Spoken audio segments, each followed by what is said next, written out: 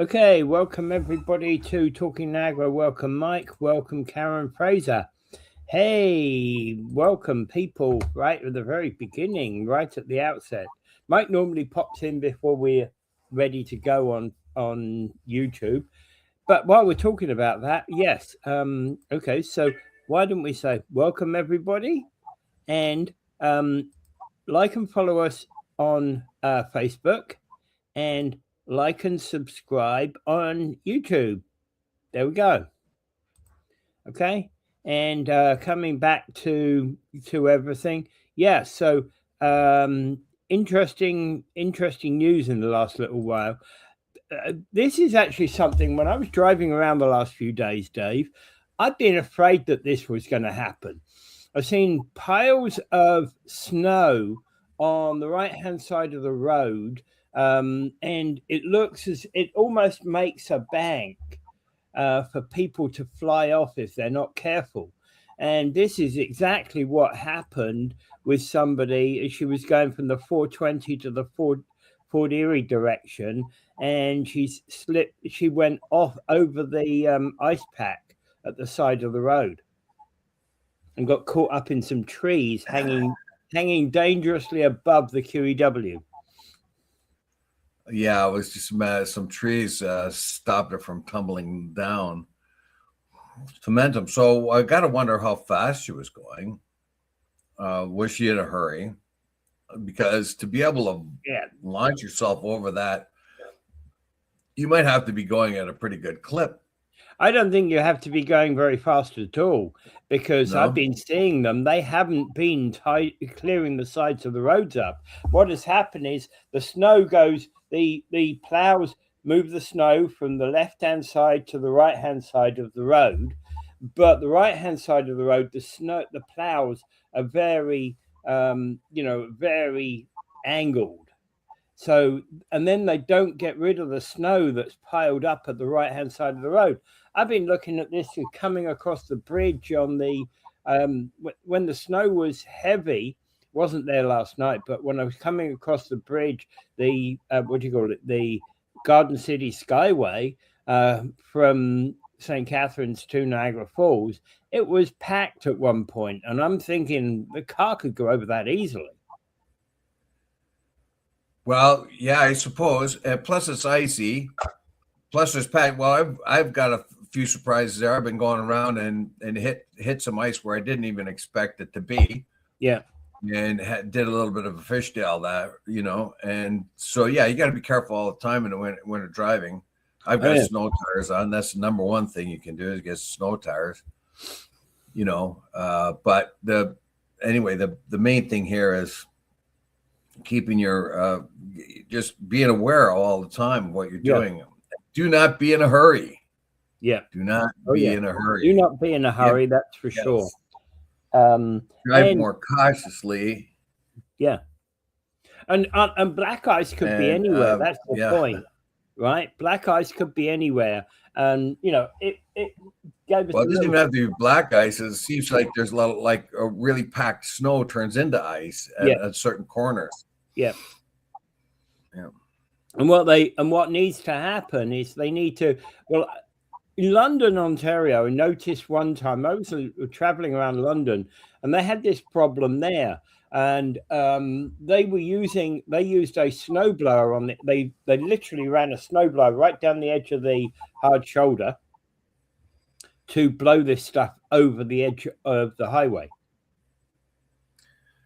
Yeah, you can in certain places, but of course you have to have the money and the means to do that. Now we've just gone through regional a regional budget where we're going to get hit by 7% more, and we've just gone through a Niagara budget where we're going to get hit by 4.25% more taxes. We're going to get hit by what? I don't know what that makes, about $250 worth of new taxes, $232 for the average house.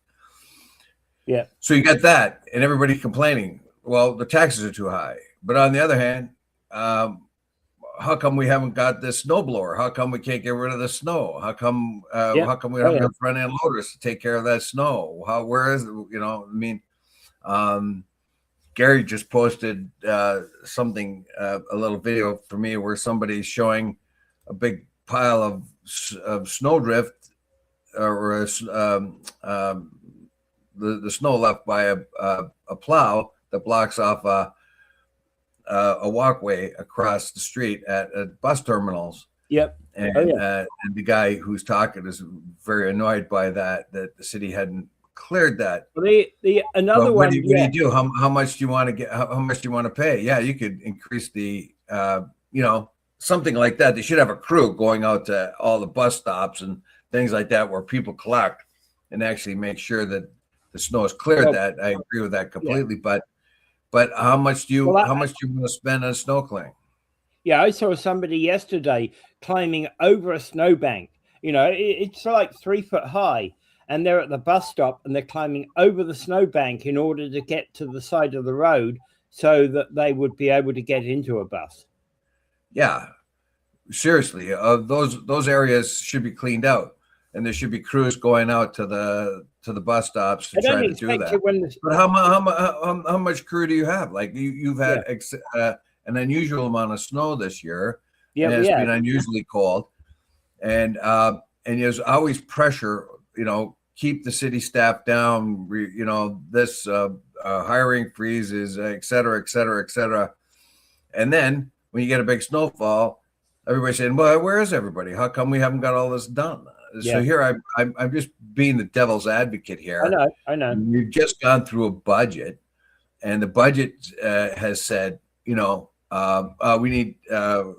Everybody's complaining. Can't you keep the budget down? It's 7% for the region, 4.5% for the city. Can't you keep it down? And all that, and then you say, okay, well, we're going to have to increase the snow removing budget, and everybody freaks out. So yeah. Well, so where are we? It does occur to me that we could put we've got workers out there who work in, let's say, parks or whatever, who could be put to use in the winter time, cutting channels in where there's bus stops and things. Well, yeah, of course.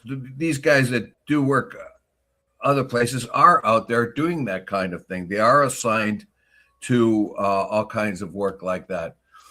That wouldn't increase. Every crew is out there doing something. Yeah. To deal with the winter, but like I say, you have these financial pressures to keep crews limited sizes, hiring freezes, or whatever else, and then you don't have. I've got a good idea. Why don't you get the fire department out there to dig those things out? Those guys are making huge money, and they sit in the fire department for 24 hours a day getting the wages. Well, why don't you send them out there? You take the fire truck with them, park it there, start cleaning out start shoveling out these places. And if they get a call, they could just jump in the truck and away they go. Interesting when talking about the fire department.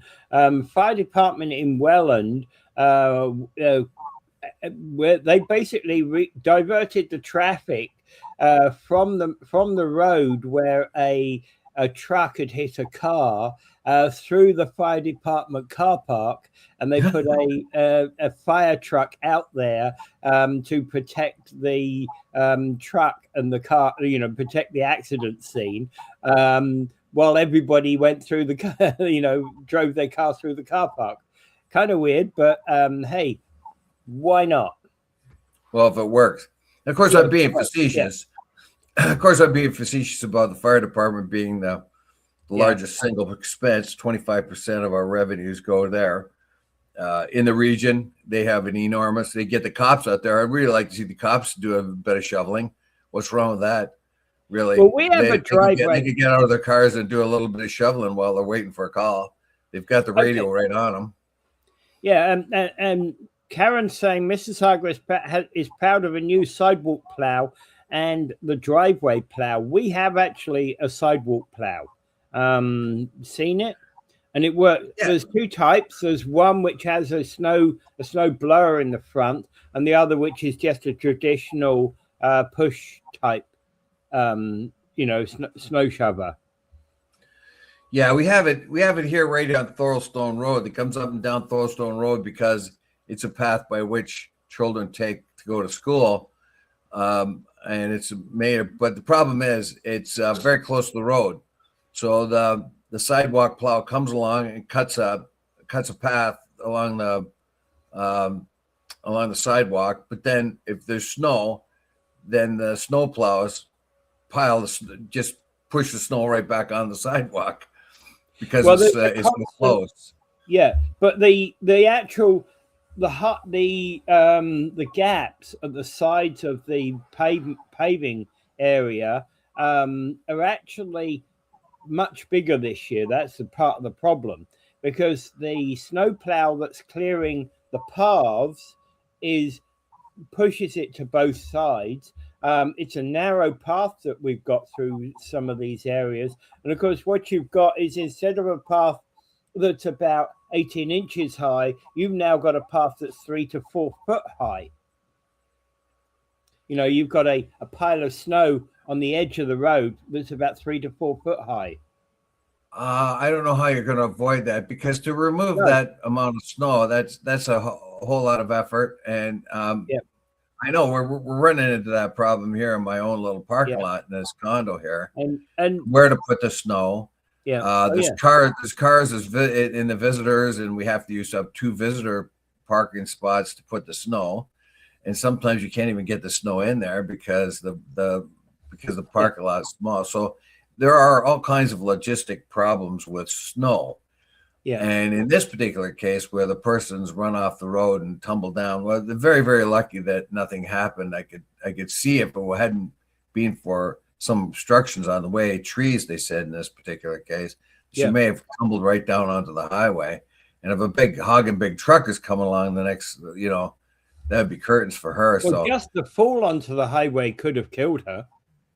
Not if she had her seatbelt on. Most cars are okay to be rolled around like that, provided you get your seatbelt on.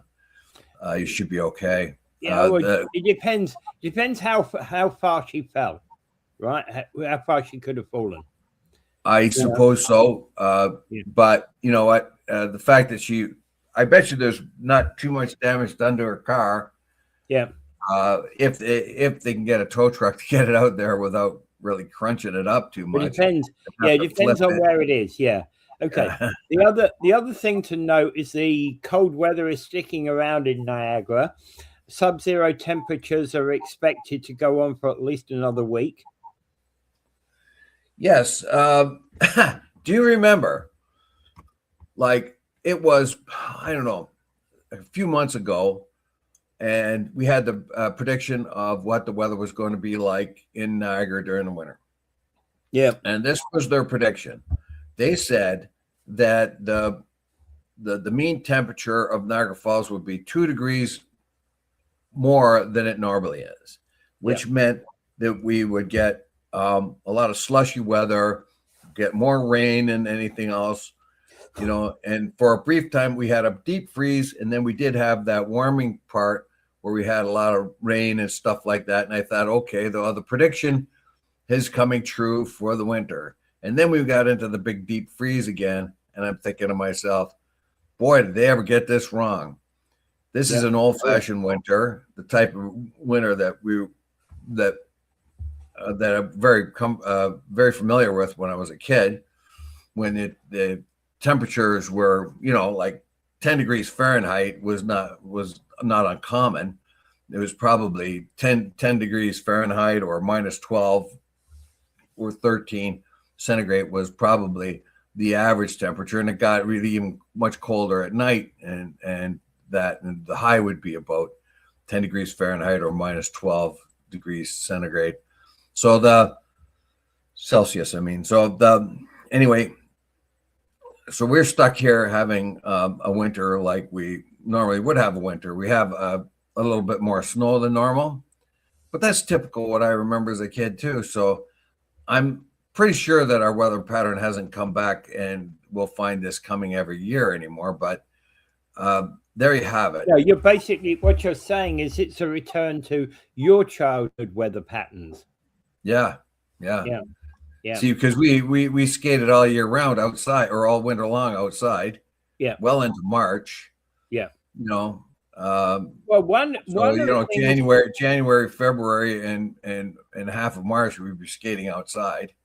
Yeah, one of the things my friend in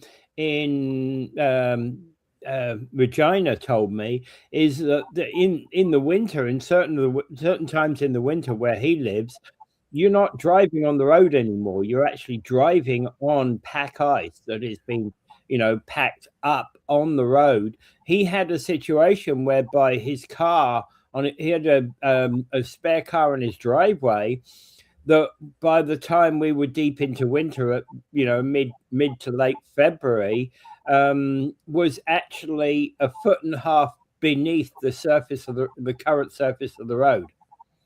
So even if he'd have been able to repair that car and get it out the driveway, he would never have gotten it out the driveway because it would have to climb an ice mountain to get out. Yeah. Well, what do you know? So that's basically I don't know what to say about that, but that I don't know. That's snow. It's winter. What are you going to do? Yeah. Well, it's a lot colder in Regina than it is here, right? Typically. My middle boy's got a truck with a 4x4 on it. So he has no trouble. As soon as he puts that 4x in it, he can go and he could plow through drifts that are as high as his hood as a car, right? Yeah. A truck, he just plows right through them. And well, it's one of the advantage about the Jeep that I've got. It's got a snow button on it, so that lifts the car up and allows me to go over the top of a lot of stuff. You got a 4x? Yeah, 4x4. Yeah. Okay. Yeah, that'll help big time. Yeah. No, although some 4x's, I don't know. Like some are not very good, but mine truly excellent on the snow. Well, that's good. I remember the best car I ever had in the snow was a Ford Granada with 3 on the tree. It was 1976 Ford Granada. It had a shifter, 3 on the tree, standard transmission, and it was a column shifter. And I never put snow tires on it or anything, and I could plow through the snow. I don't know. It was something but accident of design. All I have to say, it's an accident of design. The weight of the car, the size of the tires, everything was perfect for snow. And I drive by people who were like in a 4x4s in the snow in the bank, and I would just travel right by them. Yep. The only trouble I ever had was on slick ice, but everybody had trouble with that. But I mean, I would just drive through snow like it wasn't even there. Yeah. Okay. The other impact of this is if you've gone to Lake Erie recently, you might well have seen there's a volcano on the ice, and there's a number of natural ice sculptures where basically the waves have hit and caused ice sculptures themselves. And there's some pretty fantastic stuff down on Lake Erie right now. I don't think there's going to be there much. Didn't the article said they're trying to get rid of it, plowing it down? Yeah, I don't know because they're worried about the public safety. They're also we find that people being people are inconsiderate, and they're parking and blocking traffic, and emergency vehicles can't get past them. And you know how people are, how ignorant they are. Like a lot of them are. They don't kind of think anywhere past their own self. Well, there's something, so I'll park the car right here. So now no ambulance can get by me. Of course, I'm not thinking of that. That's what you want to do, is you want to think, am I blocking traffic? Am I going to get in the way? But apparently not. So it looks like the city, what is it, Port Colborne's knocked it down or something? Yeah, Did I get that right? yeah. You're probably right. Yeah, I can't see that part of the article. Let me see. Yeah. Let me see here. Yeah, Yeah, and it says Mike is right that we haven't had a deep freeze in a long time, and that's where we are right now. yes, and the length of it, we get some pretty cold snaps during the winter, and we might get some snow, but the duration of this brings me back to my youth. And like I said, we used to we just grab our skates and skate all day long. The even here in Niagara Falls, they used to have public rinks, outside rinks. They stopped doing it in the 80s because they couldn't keep the ice in it very long. It would melt too often. But this year would have been perfect for them to go out and do that again. But you don't have city crews to do that anymore. Yeah. So I remember when I was a kid, we had 2 big pads in the schoolyard, one for the girls, one for the guys to play hockey on, and one for casual, And then they have 2 big pads in the park. I had 4 pads of big pads that I could use, and I would drag my skates and hockey stick off to these places and go all day long and be soaked to the ass and come home, or my feet were so frozen I could hardly walk, but you do it every day. And it was all outside, and every house had an outdoor rink, their own little out rink. So I had a little outdoor rink in my backyard, and my neighbors, all the kids around, had outdoor rinks in their backyard. Yeah. So it was a lot of fun, actually, but you couldn't, because the winters were never cold again. But this year would be one of those winters, where you could be outside. There's a house up on, there's a house up on Beaver Dams that actually built their own snow rink of this type, and most years they get maybe 5 or 6 days out of it where it freezes up enough, and that's about it. Yeah, not this year though. They could have it all 2 months. Oh, yeah. Yep, exactly. All right. Anything else on the weather? Not so much, but it says here, over the past weekend, cold weather combined with lake effect snow over Lake Erie brought back a familiar scene: ice caves on Crystal Beach. As is often the case, these natural wonders attract throngs of explorers. But while there might be the temptation to get closer, authorities consistently caution against venturing off the snow and onto the ice's frozen surface. Shows a picture here of a bunch of people on the ice. But you got to know what you're doing if you're going to go out there and do some ice fishing or whatever. He's an interview with the Niagara Falls this week. Fort Erie Fire Chief Mark Schmidt said, though that these formations might appear to be solid structures, there's always dangers of cracks and holes, and suddenly appear. Anyone falls through the ice will unlikely to escape. And then it said somewhere, when the same phenomenon appeared in Crystal Beach in 2014, it was also attracted crowds. Family Day weekend created traffic gridlock. There was several slips in. So they're going back to 2014. Eventually, the town, concerned about rising temperatures leading to melt, brought in heavy equipment to demolish the ice caves. So the ice caves are not demolished right now, but they could be if the temperature starts to rise. Yeah, which would be a little while yet, it appears. Yeah. Okay, and also Gary's pointing out that Lions Club on Drummond Road has an amazing ice rink on it. Well, the old Lions Club there. Yeah. Close to Sobeys. Yeah. No, on Drummond Road. That would be the one. The one. Yeah. Across from Gales Gas there. Yeah, just down from Gales Street. Yeah, that's the one. Yeah. Good show. Good for the kids. Yeah, and I've seen that before. I've seen kids out there on that one before, enjoying themselves. Yeah. Thank you for reminding us of that one, Gary. Yeah, right. I wonder about that. Like, kids don't seem to be able to enjoy winter like we did. Like, we just got out in the winter.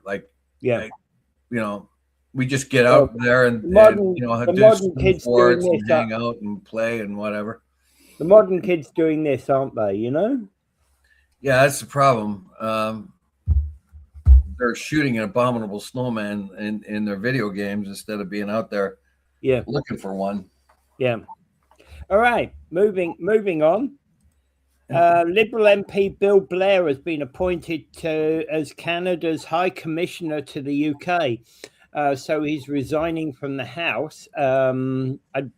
So we're going to lose another. We're going to have, I think, three by-elections this year. One Conservative and two Liberal. We will probably have a spring election. Now that Polyev has won his party overwhelmingly, and he's changed his tack completely, and we should talk about that too. Apparently, Polyev did not take the advice of Ford and others when he was doing his last federal election. He kept on he kept doing the kind of campaign he would have used against Trudeau. Yeah. Not recognizing really that most of the public had recognized there was a brand new leader in the Liberal Party, one that was more of an adult, so to speak. Yeah. And that people were looking to Carney as a leader rather than the party as because Polyev would have destroyed Trudeau if he had stayed in. But the Liberal government then got a different leader, and the people voted for the man and not the party at that particular time. They voted for Carney because of his acumen. But if Carney is smart, and it depends, it depends on what he sees. But the party will have to have and this was predicted when the last election happened, that Carney would have to call an election within 18 months to make sure that they could decide whether he's going to be going forward with a minority government or a majority government. And he's one or two off from a majority. So you would think at this particular time, as he's come off his high in Davos, he's gone about and he's made trade deals with China, trade deals with Qatar. He's talked to India, some more diversified trade, tried to make more interprovincial trade. I mean, these things should have happened before too.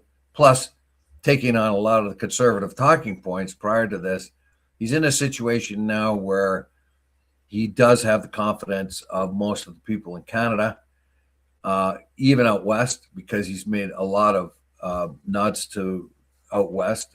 He hasn't been stupid with out west like the Liberal government normally does, where they ignore the west and concentrate on Ontario and Quebec. So this is the time, I suppose, now is to test the electorate. At this particular point, I think he would get overwhelming majority. So I'm not so sure and the Conservatives are not really quite ready for an election right now. Polyev has changed his tact completely. He is not using the same character assassination things that he used against Trudeau. He's back complaining about the government as government functions, not personalities anymore. So we will see. Now, he's a pretty smart politician, Polyev. He didn't see that coming the last election, but do remember that he did make gains in his party. Yeah. So, and we do have a discontented West. He made massive gains. A party that was only a few seats away from being in power. Yes, Polyev made massive gains. So you can't knock Polyev in that regard, because he did do very well, even though he lost his own seat. Yes, it's and that's a personality thing. It was clear from the very outset that that certain people in his riding went after him. They were gunning for him right from the outset. Even before the election was called, they were gunning for him. Well, a lot of how the way he acted, the attack. I kind of enjoyed how he beat up on Trudeau and the Liberals, but people thought that was rather sort of immature, boyish type, I suppose, manner, that he wasn't the real adult in the room. And then along comes Carney. He's an international banker, governor of England's bank, governor of Canada's bank, and a successful business person on his own. I think he worked for Goldman Sachs or something like that, whatever. Yeah. And he's got worldwide connections all over the place. And he's a practical man. He's not an idealist, he's a practical man. So, well, at the moment, the way things sit nationally is the Liberals are sitting at 42% there, with the Conservatives at 38%, NDP at 9%, so they're still falling, and Bloc at 7%, which is fairly steady. At this particular time, I believe the country will probably feel that it needs to be united behind a guy like Carney. I would not like to be the Conservatives at this particular time, except out west where they're always successful. Well, but there are places, there are some of these polls, and Canada 338 is actually an aggregator poll, so it actually looks at all the other polls. And for example, Abacus data is tying them at 40-40. So the Conservatives are at the same. Liaison Strategies and Nanos Research are tying them at 38 apiece. And Main Street Research puts the Conservatives ahead by 1 point. Yes. So it's kind of interesting. Yeah. I wouldn't say, if I were Prime Minister right now, I'm not so sure that I would want to go to the polls, even though that probably that there's a fair chance that the Liberals will come back with a majority government. I'm not so sure. Carney seems to be very astute on these kind of things. He's courageous, but not reckless. When he went to Davos, he's the only one that had the spine to speak of what was happening. Everyone else was afraid. They were afraid of Trump particularly, and they're calling him daddy and all that stuff, right? But the one guy that stood up was Carney, and he didn't complain about it. I think he just said that this is different now. It is different. Yeah, the world's we have to face the realities of the world right now. Yeah. Why anybody would take offense to that, I don't know. It's like you look outside and it's snowing, and you say, "Well, it's snowing," and everybody else says, "Oh, it looks like spring to me." No, it's snowing, so we have to deal with the snow. And by the way, it seems like ICE kicked out Punxsutawney Phil for getting the prediction wrong. ICE. Well, yeah, well.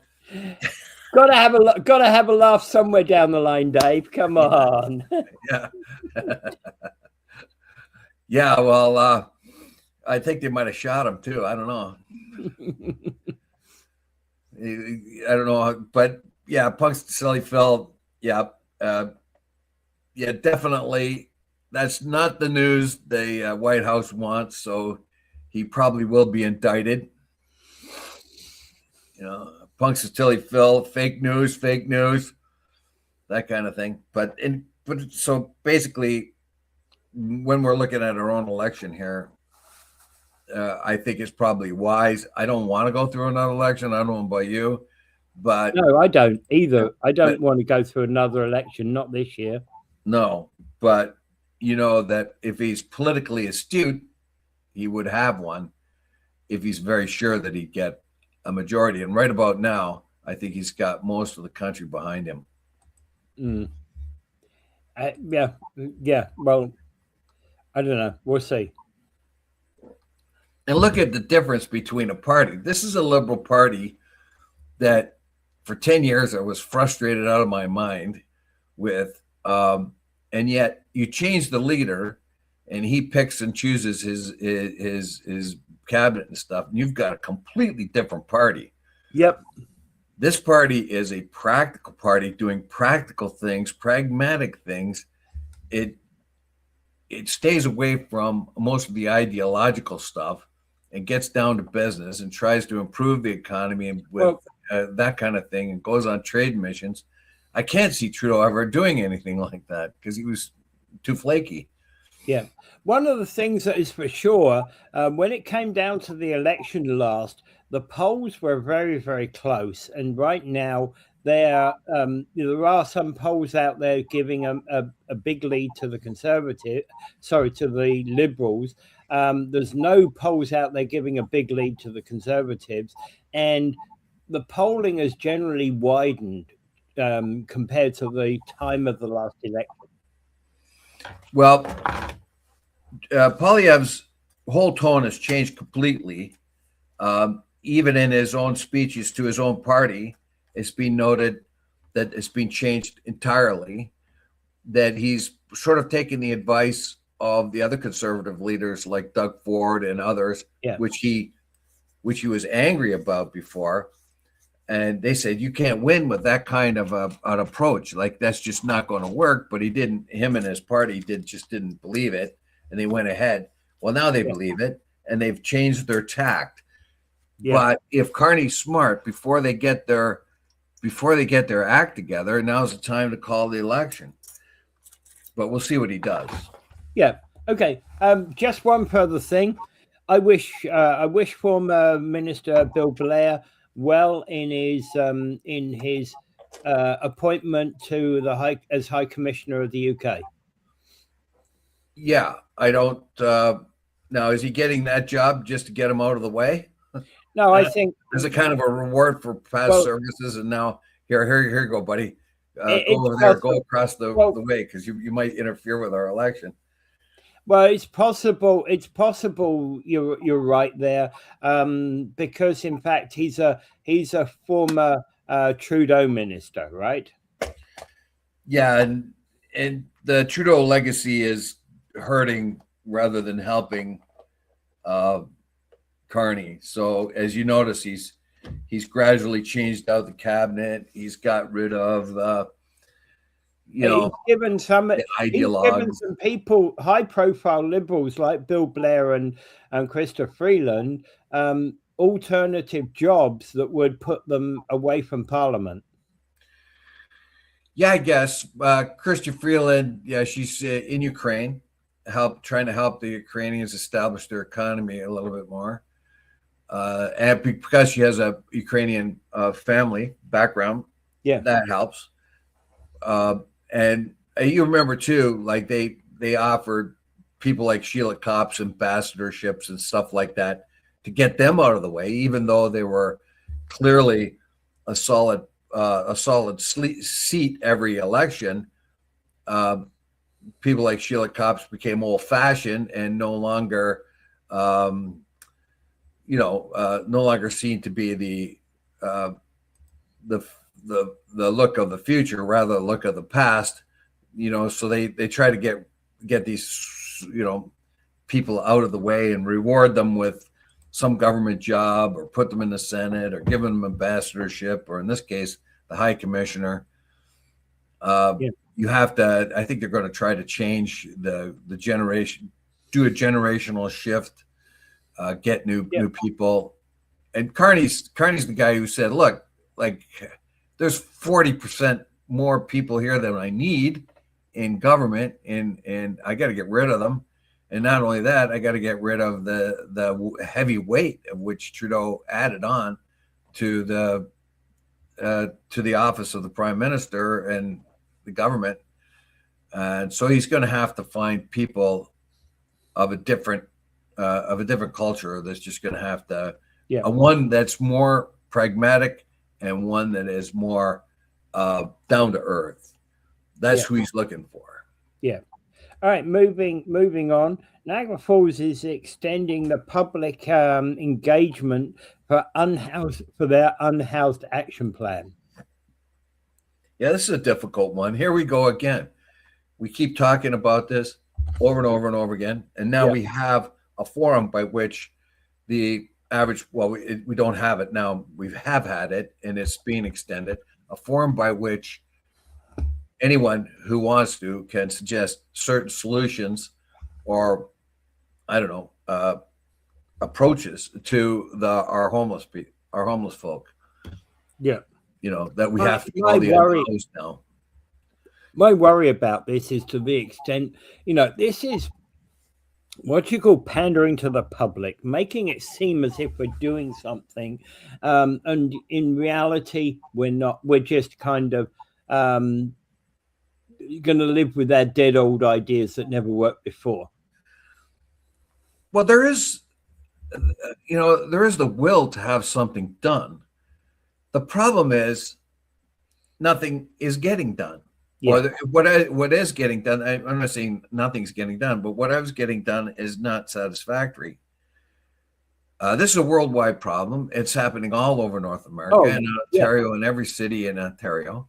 We have a huge amount of people who are, we got 12, I think we got like 1,200 known homeless in and around this area.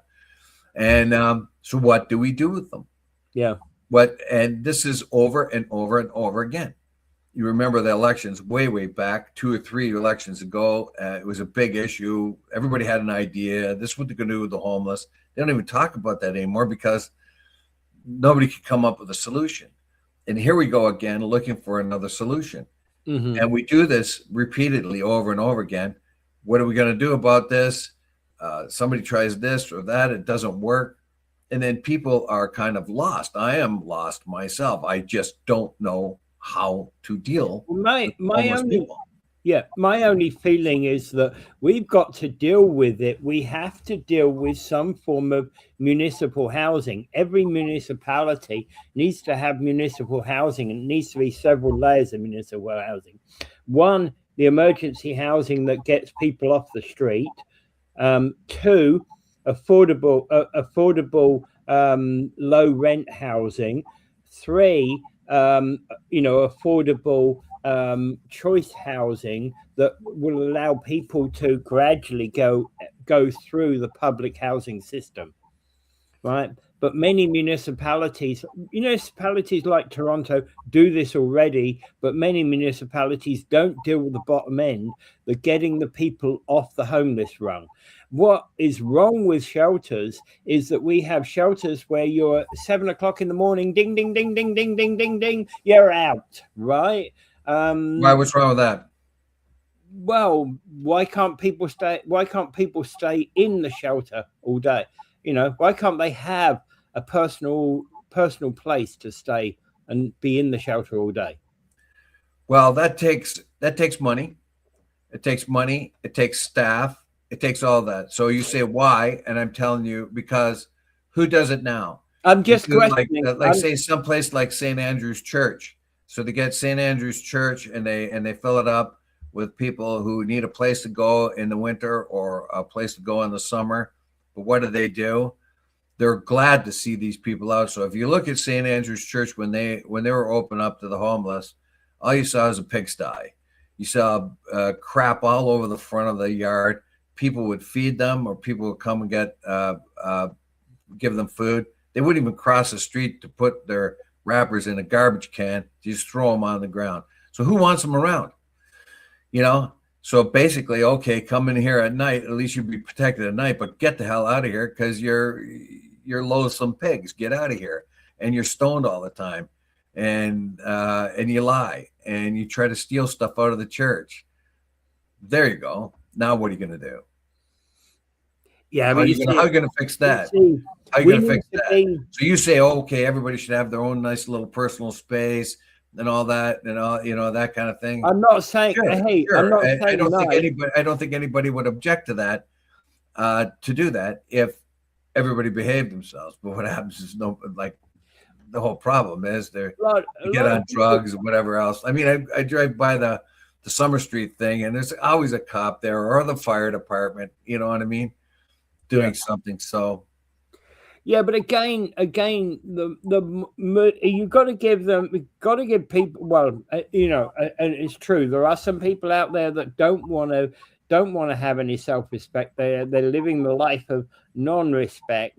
But generally speaking, I think we've got to try to get people moving away from homeless to proper homes. And for example, we've talked about it before. Why can't we have it here? Housing first. well, what do you mean housing first? Explain Well, that. the Helsinki plan with if you're homeless, you will get a home. It will be basic. It will be pretty bad, but at least you've got a place to call your own Well, for one thing, will they stay there? Will they stay there? And where are you going to put it? Say you put it on the outskirts of town, or you put it in a suburb or something. Nobody's going to want them close by to you. Okay. No, you have to. Nobody wants a lot of homeless people by them. We see the Summer Street thing. We saw the Buchanan Street thing. The neighbors are bumming because they can't sell their houses. Their house values go down. You have to distribute them across the city. That's for sure. You can't put them in an individual location. Yeah. Okay. So first of all, it sounds good. Okay. Look, so I'm being the devil's advocate here. So okay. The first thing you say, everyone should have their own little house. And then you say, well, okay, if you build them, nobody's going to be around them. So you say, okay, you got to have some over here, some over there, some over there, some over there.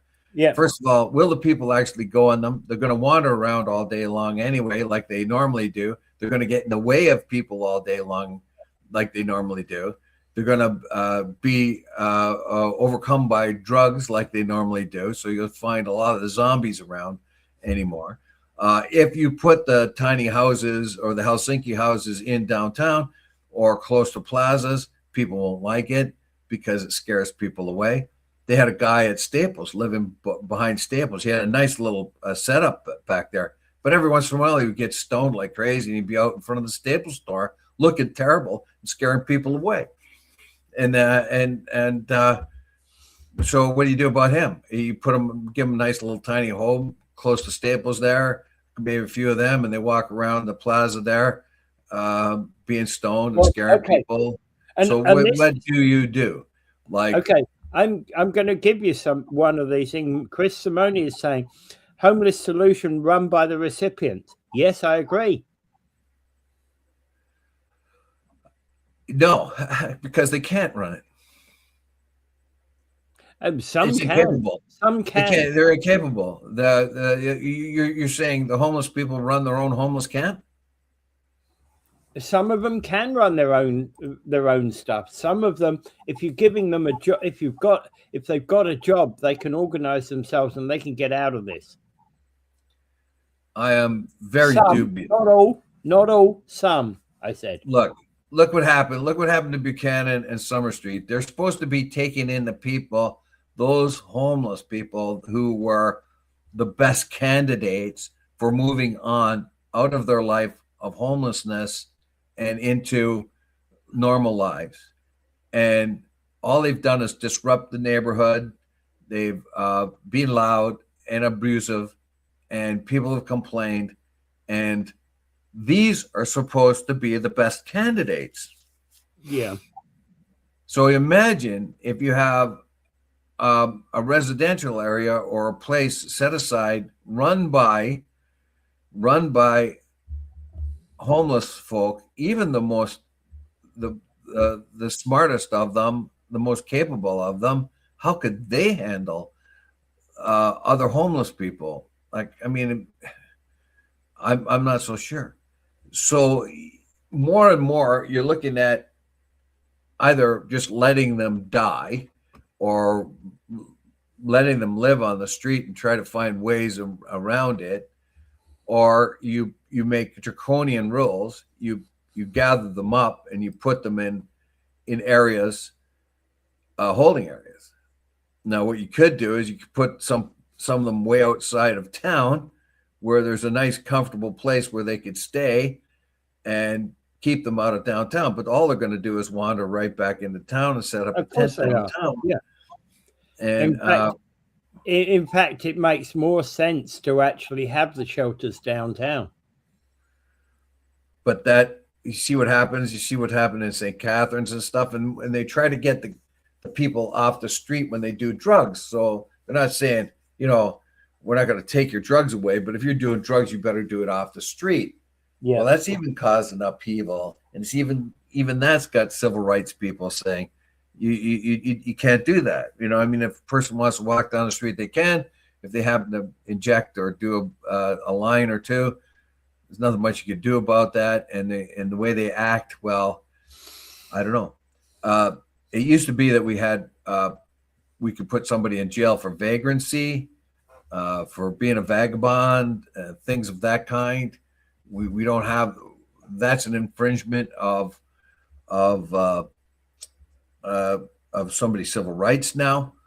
Yeah. So we are in a rock and a hard place. We infringe upon people's civil rights if we try to force them into rehabilitations or areas of that kind. You can't even put them in the psych ward for more than 72 hours.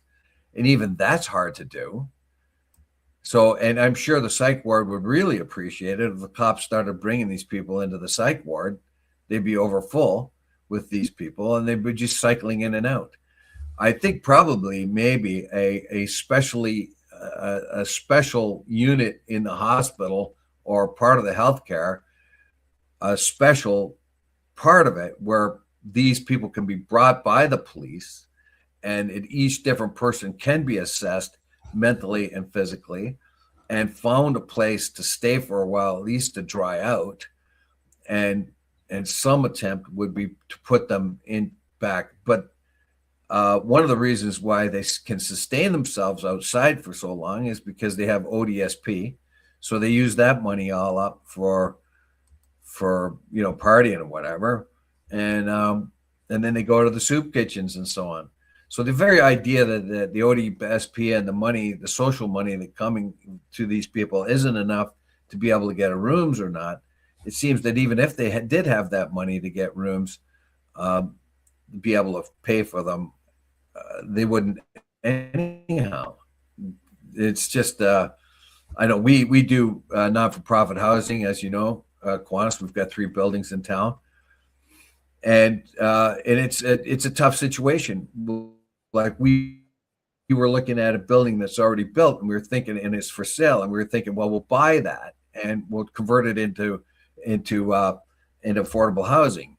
And then we had a regional people at the same meeting says, well, wait a minute, that particular building is geared towards low income already. People who work, the working poor, the modest working people can afford home apartments in there. If you buy it and then convert it for unhoused, you push those people out and you replace them with people who are making less money, but they were fairly modest earners to begin with. So you push modest people out into the street to find another apartment in order to make apartment for people who even make even less money. So there's all kinds of situations and problems associated with this.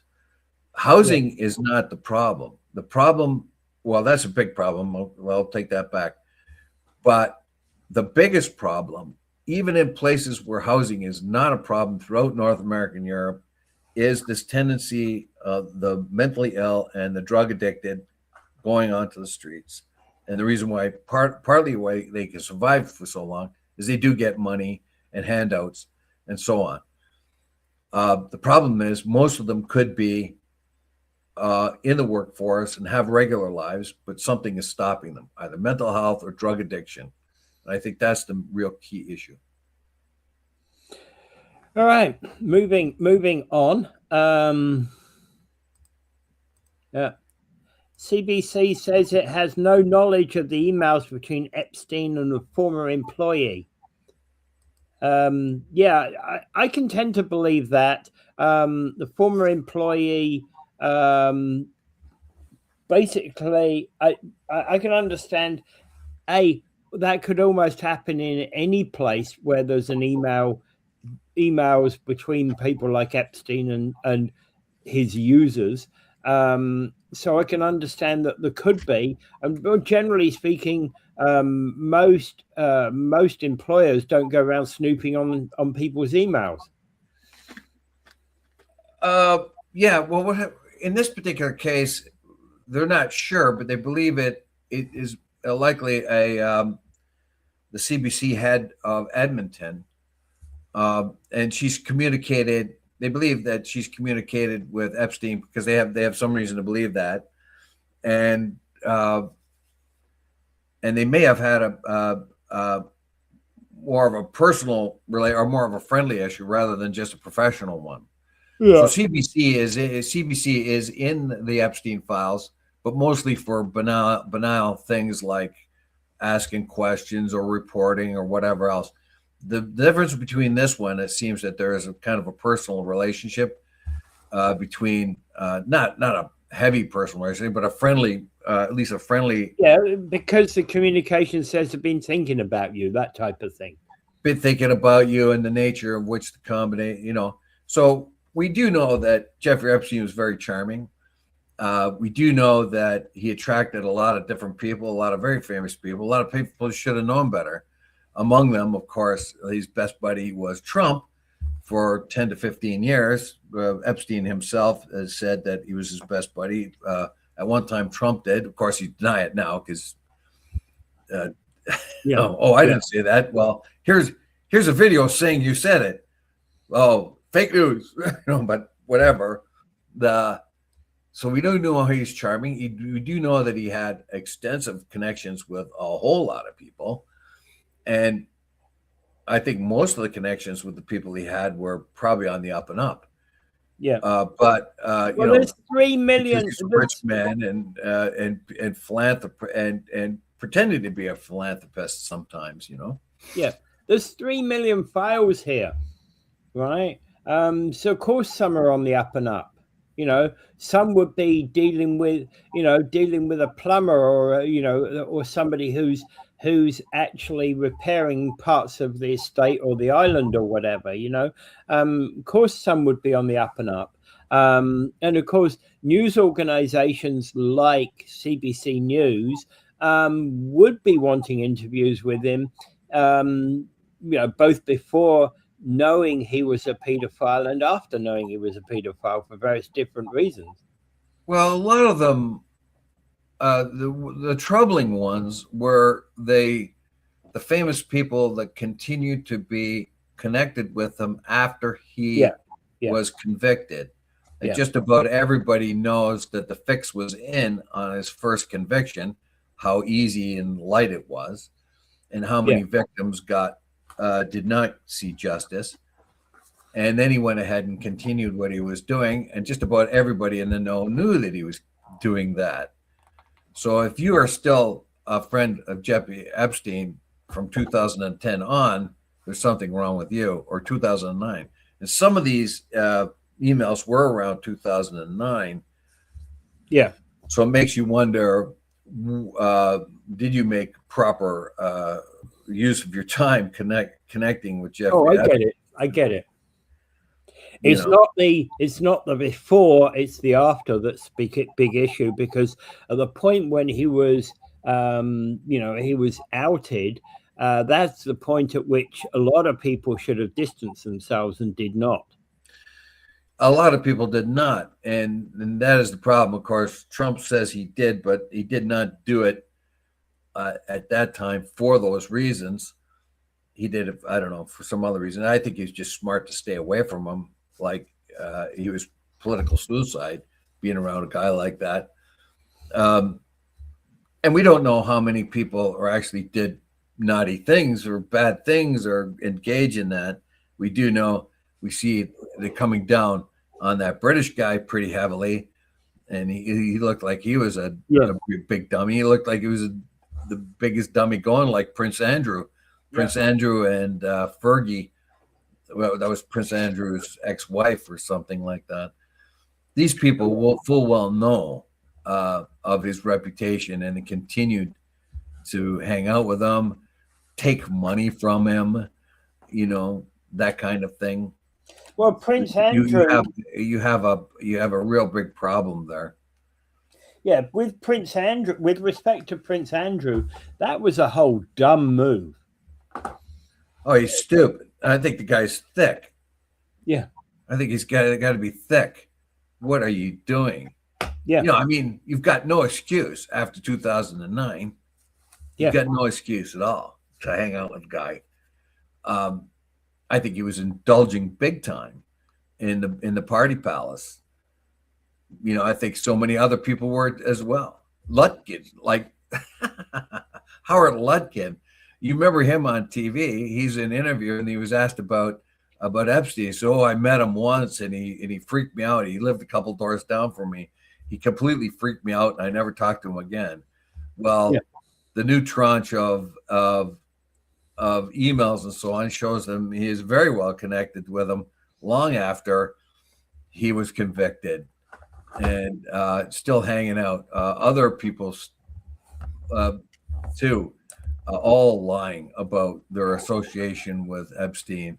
Elon Musk, he got mad at Trump and said, "Oh, Trump's all over Elon Musk's files," but it looks like he is too.